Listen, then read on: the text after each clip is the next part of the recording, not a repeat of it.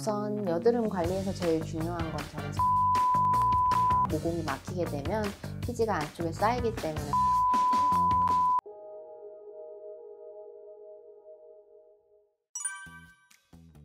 여드름의 원인은 정말 다양해요. 우선 가장 큰 건 호르몬의 영향이라고 말씀을 드리고요. 그 외에도 과도한 각질층이라던가 모낭균에 의해서 생성될 수 있어요. 요즘은 생활습관이라던가 음식, 계절적 환경 변화에 의해서도 여드름이 생성된다고 알려지고 있어요.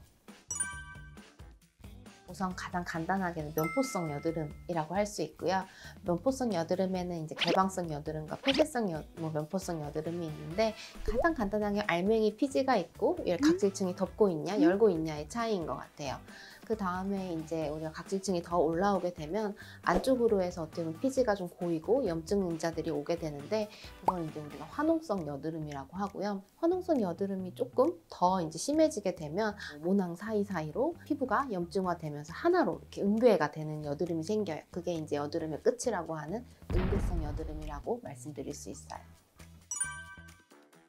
여드름은 유병기간을 정확하게 할 수는 없고, 짧게는 6개월, 길게는 9년에서 10년까지도 되고요. 병원에 오시는 분들 보면 거의 60줄인데도 여드름이 가끔 나시는 분들이 있어요. 그래서 이건 언제까지 유병이 된다라고 정확하게 말씀드리기는 어렵고, 유전적 소인도 조금 영향을 미칠 수 있다라고 말씀을 드리죠.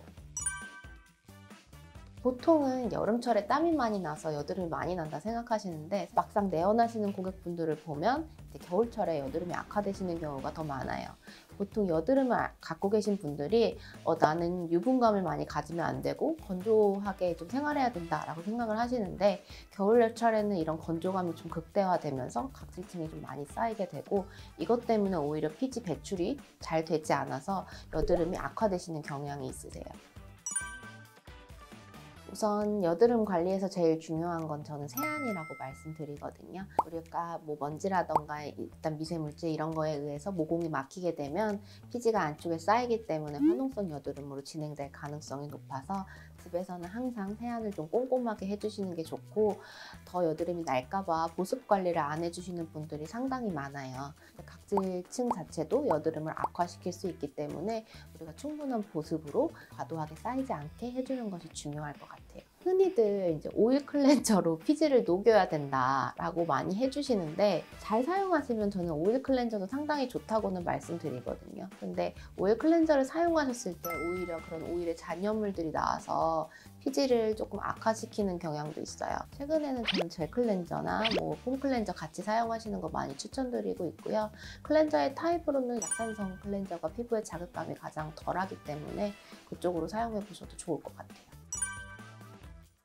점은 사실 여드름 때문에 생기는 건 아니고, 여드름 때문에 생기는 색소 같은 경우에는 우리가 흔히 색소 침착이라고 말을 하죠. 붉은색이 됐다가 어느 정도 시간이 지나면서 검푸른색을 띠다 보니까 점이라고 말씀하시는 것 같아요.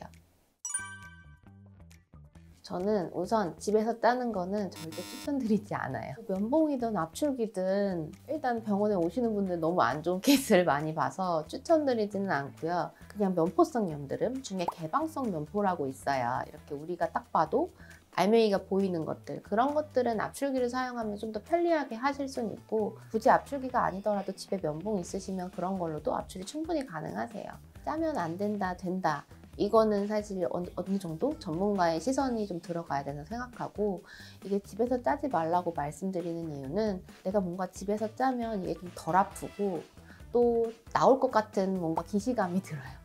그렇게 해서 점점 짜다 보면 이제 흉터가 생기게 되거든요. 굳이 짜야 되지 않은 정도라고 하면 일단은 세안을 꼼꼼하게 한다거나 아니면 보습 관리를 하면서 집에서 경과를 보셔야 되고요. 내가 이걸 너무 짜고 싶다 하시면 병원에 오셔서 하나라도 간단하게 압출 받으시거나 염증 주사 맞으시는 걸 추천드려요. 여드름 치료를 하다 보면 이제 가장 안타까운 게, 이 여드름이라는 게 완치의 개념이 없고 이제 그 시기도 정확하게 알 수 없다 보니까 정말 조절이 안 되시는 분들은 되게 힘들어 하시기는 하세요. 그래도 열심히 관리하시면 그 끝에는 예쁜 피부가 반겨주고 있을 테니까요. 모두 포기하지 마시고 열심히 예쁘게 관리하셨으면 좋겠어요.